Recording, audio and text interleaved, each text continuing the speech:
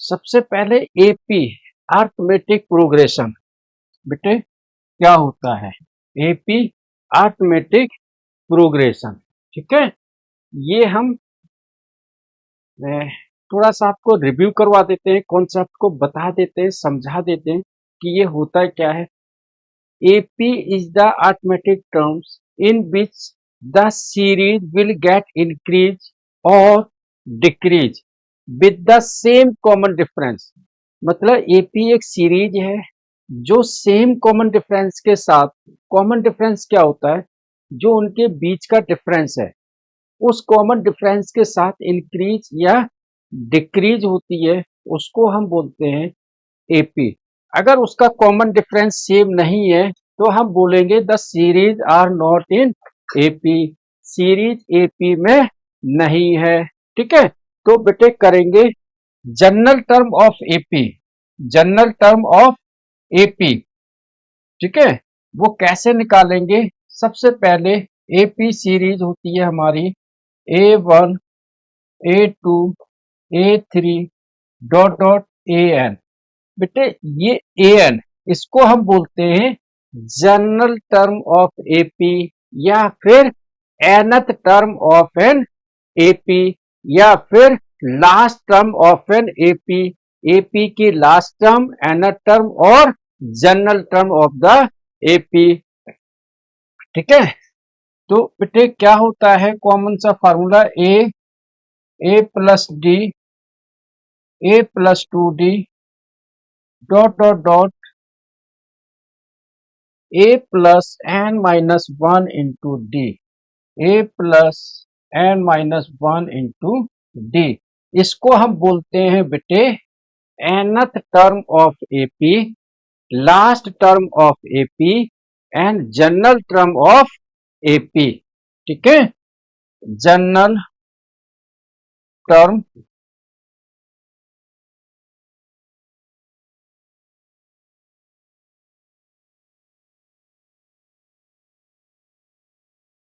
या nth term, जिसको हम बोलते हैं AN या TN या फिर L से भी डिनोट करते हैं A plus N minus 1 into D. अब यहां पर A क्या है, N क्या है और D क्या है? ठीक है, इसको बेटे 2 लिखो। बेटे A होता है first term of an AP, first term of an AP, है ना। एन मतलब होता है number of terms in an AP, एक एपी के अंदर कितनी टर्म्स हैं, नंबर ऑफ टर्म्स।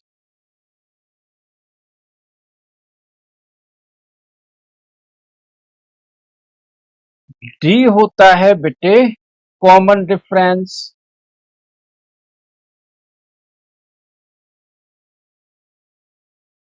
जिसका कॉमन डिफरेंस का फार्मूला होता है बेटे d equal to second term minus first term. ऐसे भी कर सकते हो A3 माइनस A2, ऐसे भी कर सकते हो A4 माइनस A3। मतलब जो सेकेंड टर्म है, जो नेक्स्ट टर्म है, उसमें से उसकी लास्ट पिछली वाली टर्म्स को अगर हम माइनस कर देंगे तो हम बोलेंगे दिस इज द डी और common difference of the AP. ठीक है, बोलो मेरे प्यारे प्यारे बच्चों, आ रहा है क्या समझ में? यहां तक आया बेटे कॉन्सेप्ट? ये 2 क्लास में फिनिश होगा आपका रिवीजन, 2 मैक्सिमम 3 क्लास में। बोलो बेटे आ रहा है इतना समझ में? है ना। कुछ बच्चे हमारे नए हैं, कुछ हमारे पुराने हैं। बेटे जो नए बच्चे हैं उनके लिए चैप्टर स्टार्टिंग से रिवीजन हो जाएगा, पुराने बच्चे उनको एक बार फिर से रिवाइज हो जाएगा। ठीक है, तो यहाँ पर D equal to A2 minus A1 A3 कुछ भी। अब मैं एक जनरल टर्म एपी आपको यहाँ पर लिख के दिखाता हूं। जैसे एपी इक्वल टू हो गया बेटे 5 7 9 11 13 15 डॉट डॉट। तो अगर यहाँ पर ए आएगा तो आएगा बेटे 5। ये क्या हो गया, ए इक्वल टू 5। अब यहाँ पर हम देख रहे हैं कि सब में 2 का डिफरेंस आ रहा है, तो डी इक्वल टू आ गया बेटे 2। 2 इक्वल टू 2। भाई 9 में से 7 जाएगा 2, 11 में से 9 जाएगा 2, 13 में से 11 जाएगा 2, 15 में से 13 जाएगा 2। तो common difference, the difference between two consecutive numbers of an AP are called common difference. ठीक है। नंबर ऑफ टर्म्स अगर यहाँ पर कोई बोलेगा तो 1 2 3 4 5 एंड 6, यहाँ पर नंबर ऑफ टर्म्स है हमारी 6। ठीक है। अब बेटे इसको आप नोट करो, फिर मैं आपको वो क्वेश्चन कराऊंगा जो प्रीवियस ईयर्स में इसी चैप्टर से आए हुए हैं। जल्दी से करो बेटे।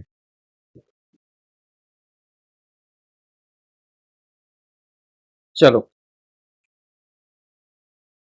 तो अब हम लोग स्टार्ट करते हैं क्वेश्चन से। ठीक है।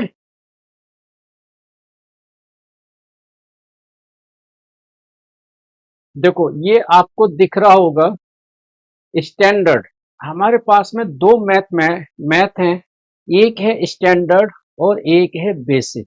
ठीक है बेटे, बेसिक और स्टैंडर्ड, इसमें कुछ बच्चे सोचते हैं कि सर स्टैंडर्ड में थोड़ा टफ आता है, बेसिक में थोड़ा सा सिंपल आता है। ये बात ठीक है, लेकिन हमें कभी भी क्वेश्चन को प्रैक्टिस करते वक्त ये सोच के नहीं छोड़ना है कि सर ये तो बेसिक का आया था स्टैंडर्ड में नहीं आएगा। नहीं, आ सकता है, दोनों में सफल हो सकता है। स्टैंडर्ड का बेसिक में भी आ सकता है और बेसिक का स्टैंडर्ड में भी आ सकता है। अब यहां देखो, ये क्वेश्चन आया 2020 में स्टैंडर्ड में। सबसे पहले बेटे मैं आपको बताऊंगा कि कॉन्सेप्ट क्लियर करो। आपको पहले तो जो एपी है, कोई भी चैप्टर है, जब हम पढ़ते हैं स्टडी करते हैं उसका कॉन्सेप्ट क्लियर होना चाहिए, है ना। तो मैंने आपको इससे पहले एक जनरल टर्म एपी बताई, उसका कॉन्सेप्ट बताया। अब वही यहां पर अप्लाई होगा। ठीक है। फिर एक सम वाला होगा, वो मैं नेक्स्ट क्लास में आपको लूंगा। अब हम पहले ये देखेंगे कि क्वेश्चन में क्या गिवन है, क्या दिया हुआ है। तो बेटे इस क्वेश्चन को पहले हम पढ़ेंगे। The first term of an AP is P. किसी भी एपी की जो फर्स्ट टर्म है वो पी है। तो हम यहां पर लिख लेंगे, क्या लिख लेंगे बेटे, given, given A equal to P. A की वैल्यू पी है। फिर लिखेंगे the common difference is Q, यानी कि डी इक्वल टू बेटे क्यू है। फिर देन इट्स टेंथ टर्म, हमको टेंथ टर्म निकालना है। क्या निकालना है बेटे, ए 10 इक्वल टू क्या होगा, ए 10 का मतलब क्या है कि एन इक्वल टू 10 है बेटे, एन इक्वल टू 10 है, मतलब हमको टेंथ टर्म निकालनी है। देखो कई बार हम क्या करते हैं कि जैसे एपी हो गया, कोऑर्डिनेट ज्योमेट्री हो गए, बड़े आसान चैप्टर्स होते हैं, प्रोबेबिलिटी हो गया, बहुत आसान है। इनमें से हम एक छोटे छोटे से क्वेश्चन जो एमसीक्यू में आते हैं वो हम प्रैक्टिस ही नहीं करते हैं, वो हम छोड़ देते हैं। बाद में क्या होता है, जब वही क्वेश्चन आ जाता है फिर हम सोचते हैं यार ये क्वेश्चन तो हमने किया ही नहीं है ना। तो जो एमसीक्यू टाइप्स के होते हैं, थोड़े छोटे छोटे से क्वेश्चंस होते हैं, वो हम प्रैक्टिस में नहीं करते हैं, हम बड़े बड़े क्वेश्चंस को प्रैक्टिस में करते हैं। बेटे हमने पहले छोटा करना है, उसका कॉन्सेप्ट को समझना है, फिर हम बड़े क्वेश्चंस तक जाएंगे। ठीक है। तो simple general term of AP क्या होती है, A N equal to A plus N minus 1 into D, ये वाला फार्मूला। आपको पहले तो घबराना नहीं है, डरना नहीं है कि यार यहाँ तो पी और क्यू दिया हुआ है, ऐसे तो क्वेश्चन हमने कभी किए ही नहीं है। कोई दिक्कत नहीं है, आपको कॉन्सेप्ट बताया मैंने, आपको मेथड बताया मैंने, आपको सिर्फ वो मेथड और कॉन्सेप्ट देखने हैं कि गिवन क्या है और सिर्फ वैल्यू पुट अप कर देनी है यहाँ पर। ठीक है। तो यहाँ पर वैल्यूज रखेंगे हम ए एन, यानी कि एन की जगह रखेंगे बेटे 10, फिर ए की जगह बेटे पी प्लस एन की जगह 10 माइनस 1, डी की जगह बेटे दिया हुआ है क्यू, रख दिया। तो ए 10 इक्वल टू पी प्लस 10 में से 1 गया, 9Q। तो ये आ गया हमारा आंसर। यहां पर P प्लस 9Q कौन सा ऑप्शन है? सी। ठीक है, बोलो बेटे आया समझ में? ठीक है, सिर्फ हमने वैल्यू देखनी है। ठीक है, चलो उतारो बेटे इसको फटाफट से, नोट करो, फिर नेक्स्ट क्वेश्चन कराते हैं।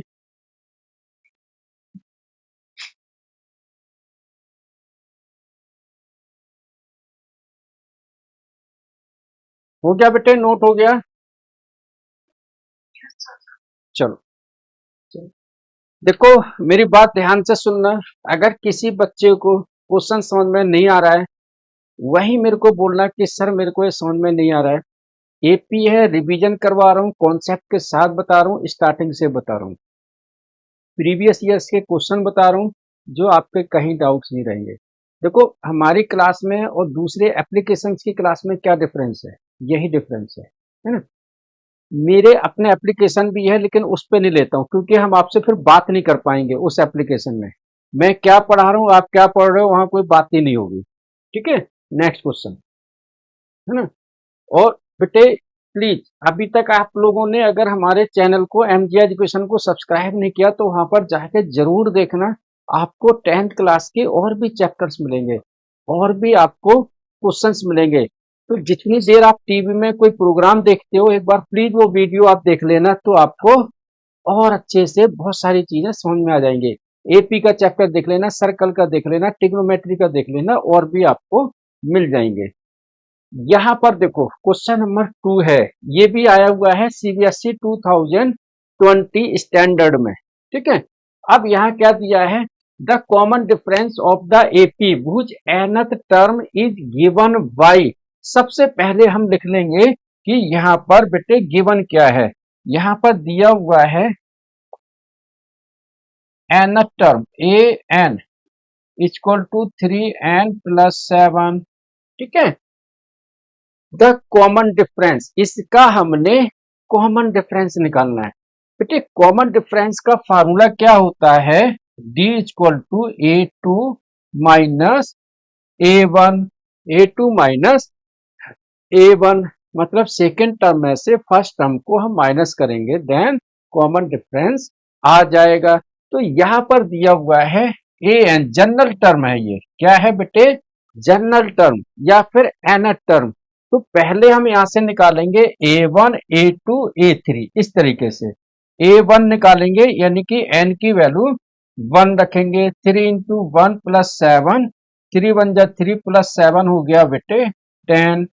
फिर A2 निकालेंगे, 3 इंटू 2 प्लस 7, 3 टू जा 6 प्लस 7 हो गया बेटे 13। याद रखना, क्वेश्चन में ऑलरेडी दिया हुआ है कि ये जो जनरल टर्म है ये ऑलरेडी एपी है, ये हमको गिवन है, ये हमको दिया हुआ है। ठीक है, तो यहां पर हमको ये चेक नहीं करना है कि एपी है या नहीं है, ऑलरेडी एपी गिवन है। तो हमने दो टर्म निकाल लिए। तो बेटे डी आपको समझ में आ रहा होगा, 10 के बाद सीधा 13 आ रहा है, यानी कि 3 आ रहा है। D equal to 13 minus 10 equal to 3। Option कौन सा है इसके अंदर? 3। कई बच्चे ये जो 3 के साथ में एन लगा हुआ है, यहां कंफ्यूज हो जाते हैं, है ना? ये तो पेपर में दिया हुआ आएगा, वो सोचेंगे यार जब जनरल टर्म एन की फॉर्म में है, तो डी भी तो एन की ही फॉर्म में आएगा। नहीं, बी बेटे नंबर्स की ही फॉर्म में आएगा। तो बेटे डी कॉमन डिफरेंस आएगा 3। तो अब अंतर समझ गए बेटे, 3 का और 3n का आ गया बेटे समझ में?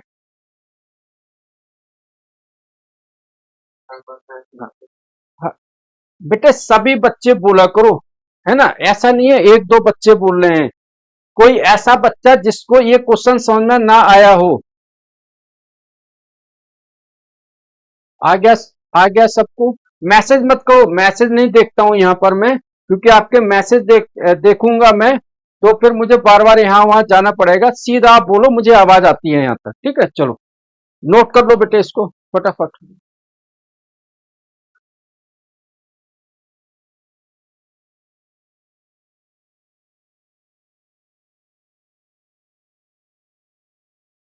नेक्स्ट बेटे,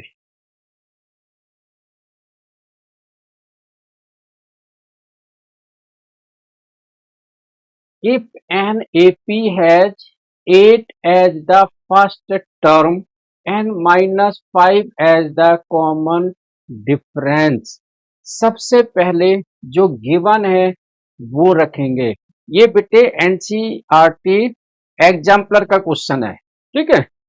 सबसे पहले गिवन जो दिया हुआ है वो रखेंगे a equal to 8 and d equal to minus का 5, ठीक है, कॉमन डिफरेंस।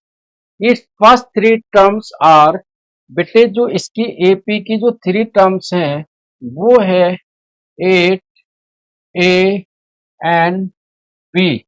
हमको निकालना है फाइंड a प्लस b, है ना।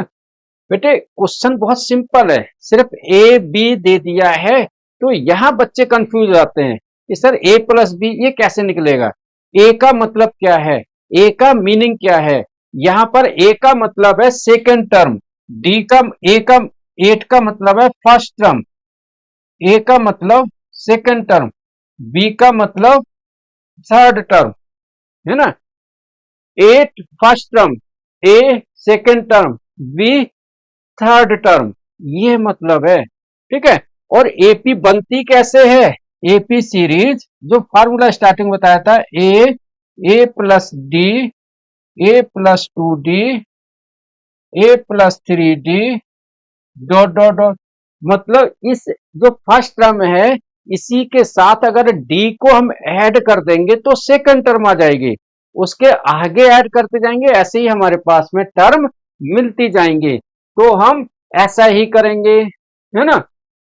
तो एपी निकालेंगे, बेटे फर्स्ट टर्म 8 है, सेकंड टर्म क्या है 8 प्लस डी क्या है -5, फिर थर्ड टर्म बेटे 8 प्लस 2 डी की वैल्यू क्या है -5, ठीक है। अब देखो यहां पर 8 बेटे 8 प्लस -5, 8 प्लस -5 क्या होगा -5, तो 8 में से 5 गया तो 3 बचा, 2 5 जा 10, 2 5 जा 10, 10 किस चीज का है माइनस का 10, -10 में से 8 जाएगा बेटे तो बचेगा -2। इतना तो आपको मालूम होना चाहिए कि बड़ी संख्या का साइन लगेगा, ठीक है। बोलो बेटे आ रहा है इतना समझ में, ठीक है। अब ये हमारे पास में आ गया बेटे ए और ये आ गया बी, हमको निकालना है ए प्लस बी, तो ए की वैल्यू 3 प्लस -2, 3 में से 2 गया बेटे 1, तो ए प्लस बी आ गया 1। ये कैलकुलेशन आपको करनी पड़ेगी वहां पर, और वो भी कैलकुलेशन फास्ट करनी पड़ेगी। ये तो मैं आपको समझा रहा हूं, वहां पर रफ में करना है आपको, क्योंकि ये एमसीक्यू क्वेश्चंस हैं, ये आपको टिक मार्क लगाने हैं, ठीक है। और रफ में आपको ये भी करके दिखाना है। तो इसका आंसर आ गया बेटे 1C ऑप्शन, ठीक है। क्लियर है बेटे, आया समझ में सबको। चलो नोट करो बेटे इसको।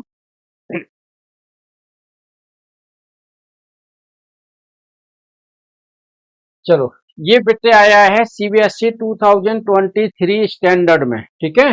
अब क्वेश्चन क्या दिया हुआ है मतलब समझो। The 11th term, the 11th term from the end of the AP, end of the AP मतलब हो गया कि जो एंड वाली एपी है वो आ जाएगी पहले, ठीक है। बस इतना अंतर है, बाकी कुछ भी नहीं है। सबसे पहले आप फार्मूला लिख लोगे A N equal to A plus N minus 1 into D, ये होगी हमारी जनरल टर्म मतलब कॉमन टर्म। हमको निकालना है बेटे 11 टर्म, यानी कि A11 equal to A plus 11 minus 1 into D, तो A11 इक्वल टू फार्मूला होगा बेटे ए प्लस का 10d। अब 11 टर्म निकालने के लिए हमको चाहिए ए एंड डी, बेटे एपी दी हुई है हमको, एपी जो सीरीज दी हुई है वो दी हुई है 10 7 4 dot dot minus 62 from the end, from, बस क्वेश्चन में इतना ट्विस्ट है, from the end AP series, from the end AP series, मतलब एंड से, मतलब एंड से, है ना, जो लास्ट टर्म है वो आ जाएगी पहले, ठीक है। तो कैसे आएगी बेटे, -62 पहले, फिर डॉट डॉट करके आ जाएगा 4 7 10, हमने रिवर्स लिख दिया इसको, मतलब ये हमने पहले, फिर ये, फिर ये, फिर ये। तो यहां पर फ्रॉम द एंड, जब हम एंड से करेंगे, जब हम रिवर्स करेंगे, तो बेटे ए की वैल्यू है हमारी first term a equal to minus का 62, और डी इक्वल टू क्या होता है, जब कोई भी एपी सीरीज गिवन हो तो उनके दो नंबर का डिफरेंस लग देना बस, है ना, वो चाहे पहले हो, बीच के हो, या लास्ट के हो। तो यहां पर बेटे 7 में से 4 जाएगा, तो ये आ गया हमारा 3, ये आ गया, डी आ गया 3, वो इस वैल्यू में रख दो, A11, A11 इक्वल टू, ए की वैल्यू आ जाएगी -62, -62 प्लस का 10, डी की वैल्यू 3 इक्वल टू -62 प्लस का 10, 3 जा 30, 62 में से 30 जाएगा बेटे, तो बचेगा हमारा 32, साइन लगेगा बड़ी संख्या का माइनस का, तो आंसर आ गया हमारा -32, ठीक है। ये कौन सा ऑप्शन अवेलेबल है, सी वाला, ठीक है। बोलो बेटे आया समझ में क्या, है ना। अच्छा फिर से समझा देता हूँ, क्या बेटे,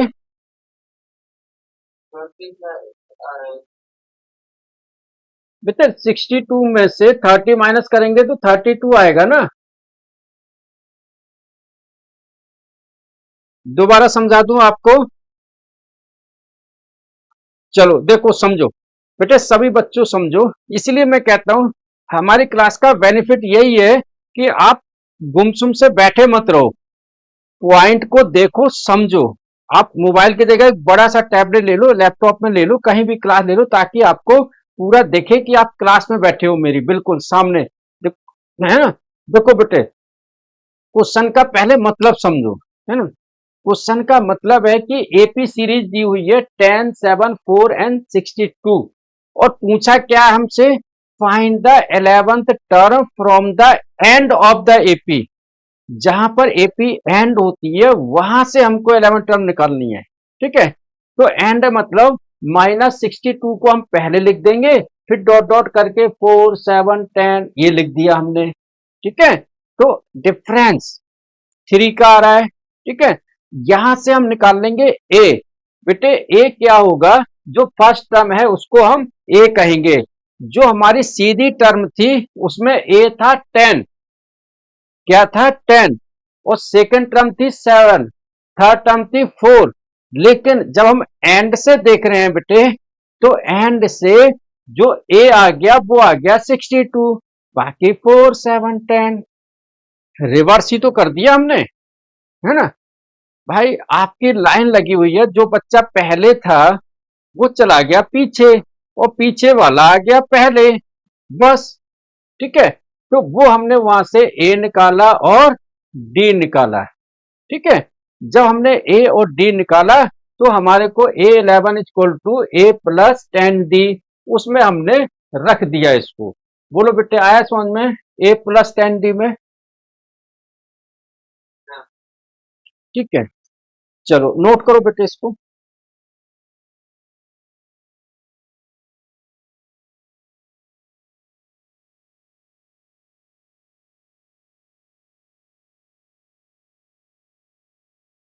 देखो क्वेश्चन नंबर 5 ये भी है सीबीएसई 2023 स्टैंडर्ड।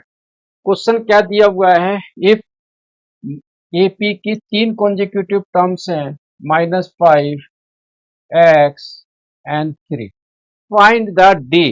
बेटे फटाफट करना है, ठीक है, हमें सॉल्यूशन भी बहुत जल्दी निकालना है, ठीक है। बेटे ये क्वेश्चन आप लोगों के दे रहा हूं, जल्दी से मुझे 2 मिनट के अंदर बताओ इसका आंसर क्या आएगा। डी की वैल्यू फटाफट, फिर तो मैं बताऊंगा ही आपको। बताओ बेटे डी क्या आ रहा है।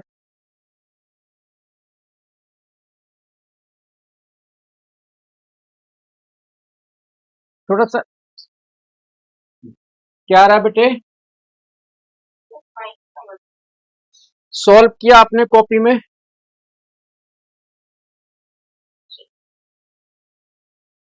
एक्स की वैल्यू निकालनी है यहाँ पर, find the value of x.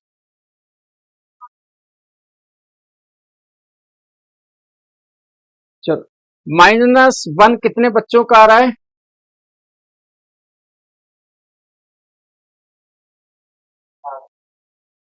चलो चलो देखो, सिंपल सा, कभी भी जब ऐसा क्वेश्चन आ जाए कि जहां पर आपको ये समझ में ना आए कि सर इसमें कौन सा फार्मूला लगेगा लगेगा नहीं लगेगा, तो थोड़ा सा कॉमन सेंस लगाना है यहाँ पर। कॉमन सेंस ये लगाना बेटे, जब एपी की कोई भी सीरीज, एक मैं एग्जांपल ले लेता हूं, जैसे 8, 10, 12, 14, यहां पर क्या आ रहा है, जो डिफरेंस आ रहा है 2 का आ रहा है। तो ध्यान देना बेटे, 10 में से 8 गया तो आएगा 2, 12 में से 10 गया तो आएगा 2। यानी कि किसी भी कॉन्जिक्यूटिव टर्म्स को हम सब्ट्रैक्ट करेंगे, माइनस करेंगे, तो सब जगह जो डी आएगा वो आएगा सेम, ठीक है। तो यहां पर भी हम वैसे ही करेंगे बेटे, A1 A2 A3 है, A1 A2 A3 है, इसमें से इसको माइनस कर दो, x माइनस -5 इक्वल टू, इसमें से इसको माइनस कर दो, 3 माइनस x, क्योंकि डी हर स्टेप पर सेम ही आएगा, ठीक है। अब बेटे माइनस माइनस हो गया plus, x plus 5 equal to हो गया 3 माइनस एक्स, माइनस एक्स इस तरफ आके बेटे हो जाएगा प्लस, क्या हो जाएगा, प्लस का x। तो x plus x equal to 3 minus 5, 3 में से 5 गया, माइनस का 2 बचा, x प्लस एक्स हो गया बेटे 2x इक्वल टू -2, 2 का इसमें डिवाइड दे दो, -2 में 2 कट गया, 1 आ गया, x की वैल्यू आ गई -1, ठीक है। बोलो बेटे आया समझ में।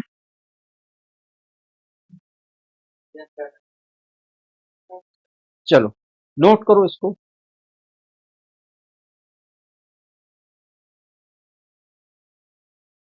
नेक्स्ट वाला क्वेश्चन देखो, आपके लिए मैं मिक्सअप क्वेश्चन लेके आया हूं। कुछ आपके PYQ प्रीवियस ईयर्स के क्वेश्चन, कुछ आपके एग्जाम्पलर के क्वेश्चन, कुछ आपके एग्जाम्पलर के। यहां देखो क्या दिया हुआ है, ये इतना लंबा दिया हुआ है, मैं आपको पढ़ के बता देता हूं, और इसको क्वेश्चन का पहले हम मीनिंग समझेंगे कि गिवन क्या है, दिया क्या है, और सिर्फ हमको वो वैल्यूज रखनी है और इसके आगे कुछ भी नहीं करना है, ठीक है। यहां दिया हुआ है बेटे, गिवन है, लिखेंगे हम, गिवन है A1 equal to 1, A2 equal to 1, ठीक है। मतलब फर्स्ट टर्म भी 1 है और सेकेंड टर्म भी 1 है ना। फर्स्ट टर्म 1, सेकेंड टर्म भी 1। तो अब आप कहोगे सर डी तो इसके अंदर 0 आ गया, तो सीरीज क्या आ गई, 1 1 1 1 1 1 1 ऐसे ही आएगी, ठीक है। फिर आप कहोगे सर A4 अपॉन में A3, 4 टर्म अपॉन में 3 टर्म भी तो 1 अपॉन में 1 1 ही आएगा। लेकिन यही तो जादू है इसमें क्वेश्चन में, यही तो जादू है, क्योंकि यहाँ ऑलरेडी इंस्ट्रक्शन दिया हुआ है कि n की वैल्यू ग्रेटर देन 2 होनी चाहिए। हम 1 2 वैल्यू लेंगे ही नहीं। अब हमसे क्या पूछा गया है, फाइंड A4 अपॉन में A3, इसकी वैल्यू क्या होगी, इसकी वैल्यू क्या होगी बेटे, है ना। बोलो बेटे, आ रहा है इतना समझ में, है ना। तो यहां पर हम पहले निकालेंगे बेटे A3। क्या निकालेंगे बेटे, A3। देखो कैसे होगा बेटे, यहां देखो AP एक हमारी सीरीज होती है, A1 A2 A3 dot dot करके A plus n minus 1 into D, A plus n minus 1 into D क्या होती है बेटे, A plus n minus 1 into D। ठीक है। अब हमको कॉमन जो यहां पर दिया हुआ है वो दिया हुआ है an equal to A n minus 1 plus A n minus 2। बेटे ये दिया हुआ है जो मैंने ये लिखा है, ठीक है। वहां से अगर नहीं दिख रहा है तो यहां से देखो A n minus 1 A n minus 2। अब हम निकालेंगे बेटे 3, क्योंकि हमको निकालना है A4 अपॉन में A3। तो यहां पर हम वैल्यू रख देंगे A3, यानी कि n की वैल्यू क्या आएगी 3। तो लिखेंगे बेटे A n की वैल्यू 3, 3 में से बन जाएगा तो यहाँ 2 बचेगा, प्लस A3 में से 2 जाएगा बेटे तो यहाँ पर 1 बचेगा। अब A2 plus A1, A2 plus A1, A2 हमको क्या दिया हुआ है 1, A1 क्या दिया हुआ है 1, तो यहाँ पर वैल्यू रख दो बेटे 1 प्लस 1 इक्वल टू 2। तो A3 की वैल्यू क्या आ गई 2। बोलो बेटे, आ रहा है इतना समझ में, ठीक है। अब नेक्स्ट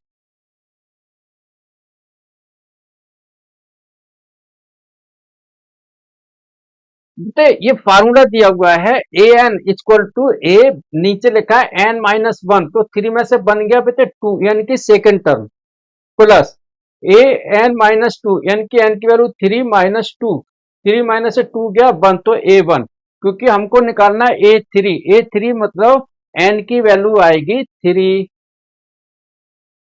बोलो आया बेटे समझ में, ठीक है। और ध्यान देना ऊपर क्वेश्चन में लिखा हुआ है this is a sequence not an AP, ये एपी नहीं है, ऐसा लिखा नहीं है इसके अंदर।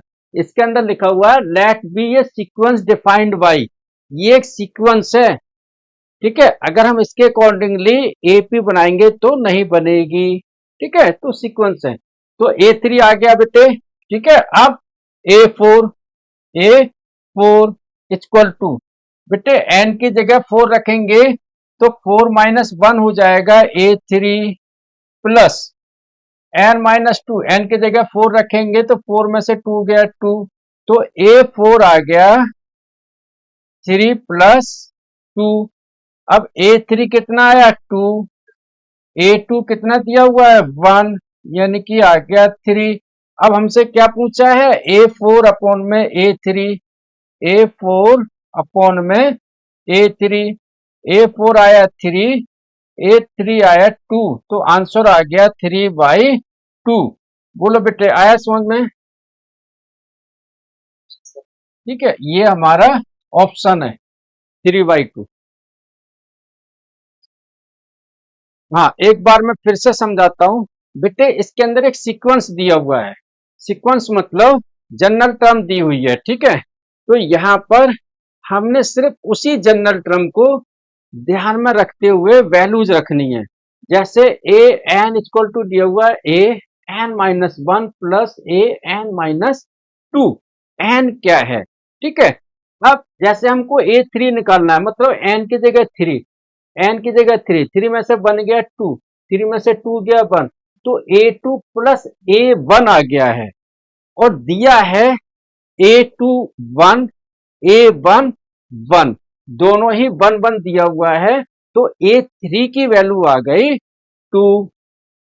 ठीक है, ऐसे ही A4, A4 मतलब n की जगह अब 4 रखना है, तो 4 में से 1 गया बेटे 3, 4 में से 2 गया बेटे 2, तो अब A3 प्लस A2, A3 जो हमने निकाला है 2, A2 क्या है 1 दिया हुआ है, तो 2 प्लस 1 इक्वल टू 3।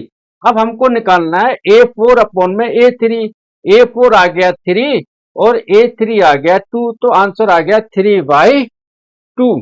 बेटे ध्यान देना, ये आपकी बुक का एग्जाम्पलर का क्वेश्चन है, कई बार हम इनको चेक नहीं करते हैं और वो क्वेश्चंस आ जाते हैं। ठीक है, चलो आया बेटे समझ में।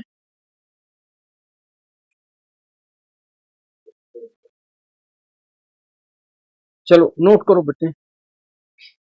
चलो बेटे लास्ट क्वेश्चन बताता हूं। यहां पर क्वेश्चन आ गया है आपका सम वाला, हालांकि सम वाला मैंने अभी बताया नहीं है, लेकिन यहां पर मैं करवा देता हूं आपको। लास्ट क्वेश्चन है, इसके बाद में बेटे कुछ क्वेश्चन से मैं आपको फोटो भेज दूंगा क्लास के बाद, जो प्रीवियस ईयर्स के क्वेश्चन हैं, तो मैं अभी फोटो खींच के भेज दूंगा आफ्टर द क्लास, तो आप प्लीज उन क्वेश्चंस को भी घर से करिएगा, नहीं आएंगे तो अगली क्लास में हम लोग डिस्कस करेंगे। ठीक है, यहाँ है बेटे, if the sum of the first n terms of an AP be 3n square plus n, मतलब Sn वाले को हम ब्रीफली डिस्कस करेंगे नेक्स्ट क्लास में, 3n स्क्वायर प्लस का n। ठीक है, ये गिवन है, एंड गिवन है हमको d equal to 6, common difference 6। कई बार क्या होता है कि क्वेश्चन में कुछ ऐसी चीजें हमको दी हुई होती हैं जो कंफ्यूज कर देती हैं, है ना, और उस क्वेश्चन में जो चीज दी हुई है उसका हमें कोई मतलब नहीं होता है, लेकिन फिर भी दिया होता है सिर्फ हमको कंफ्यूज करने के लिए और चेक करने के लिए क्या हमको कॉन्सेप्ट क्लियर है, क्या हमारा कॉन्सेप्ट उस चैप्टर का क्लियर है जो आया है। ठीक है, तो यहाँ बेटे Sn दिया हुआ है 3n square plus n, d दिया हुआ है, इसमें हमको फर्स्ट टर्म निकालना है। क्या निकालना है? First term. बेटे ध्यान देना, जो AP सीरीज होती है वो क्या होती है, AP series A1 A2 A3 dot dot करके AN। ठीक है, अब अगर सम का n का मतलब होता है sum of nth term, sum of nth term, तो अगर हम सम nth टर्म, S1 का मतलब होता है sum of first term, sum of first term, यानी कि A1 A1। S2 का मतलब होता है sum of two terms, sum of two terms, two terms का मतलब A1 प्लस A2, है ना, A1 प्लस A2। S3 का मतलब होता है सम ऑफ थ्री टर्म्स, लेकिन S1 का मतलब होता है सम ऑफ फर्स्ट टर्म, मतलब A1। तो A1 AP की जो पहली सीरीज है वो S1 के इक्वल आती है, जो पहली टर्म है। तो यहाँ बेटे Sn दिया हुआ है और हमको निकालना भी है फर्स्ट टर्म, फर्स्ट टर्म। अगर सेकंड टर्म पूछा होता तो हम A1 प्लस A2 करते, वो उसके लिए हम आगे वाले क्वेश्चनों में डिस्कस करेंगे उस टाइप्स के क्वेश्चन। तो हम निकालेंगे बेटे S1, यानी कि n की वैल्यू 1, 3 1 का स्क्वायर प्लस का 1, 1 का square 1, 3 into 1 1 plus 1 equal to हो गया 4। ये जो S1 आया है ये फर्स्ट टर्म के इक्वल होता है, तो A1 इक्वल टू आ गया 4, यानी कि फर्स्ट टर्म आ गई 4। अब देखो यहाँ पर D दिया हुआ था 6, इसका कोई काम ही नहीं है यहाँ पर, लेकिन फिर भी आपको कंफ्यूज करने के लिए दे दिया है ना। बोलो बेटे आया समझ में? जो पूछा है हमसे सिर्फ हमने वो ही निकालना है। बोलो आया बेटे समझ में? हाँ, एक बार और समझाता हूँ। मैंने बेटे यहाँ पर आपको कॉन्सेप्ट के साथ समझाया है। AP equal to A1 A2 A3 AN एक जनरल सीरीज होती है। SN का मतलब होता है sum of n terms. S1 S1 का मतलब होता है सम ऑफ फर्स्ट टर्म, मतलब पहली टर्म का सम। तो पहली टर्म तो पहली ही है, तो उसका सम क्या होगा? 1 ही। तो A1। S2 का मतलब क्या होता है? सम ऑफ टू टर्म्स, यानी कि A1 प्लस A2। ऐसे समझो इसको। मैं एग्जांपल के साथ आपको समझाता हूं। जैसे कि हमको सीरीज दी हुई है 2 4 6 8 10 डॉट डॉट। तो S1 मतलब सम ऑफ फर्स्ट टर्म 2, S2 इन दोनों का सम 2 प्लस 4 इक्वल टू 6, S3 बेटे तीन टर्म्स का सम 2 4 6, 2 4 6, 6 4 10 2 12। बेटे आया समझ में? अब मैंने जो एग्जांपल बताया आपको,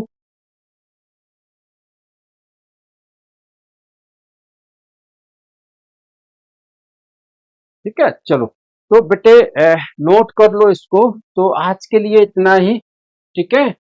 अब नेक्स्ट क्लास में मैं आपको इसी के और क्वेश्चन लेके आऊंगा एपी सीरीज के। ये 3 से 4 क्लास में आपका रिवीजन हो जाएगा सारा, ठीक है।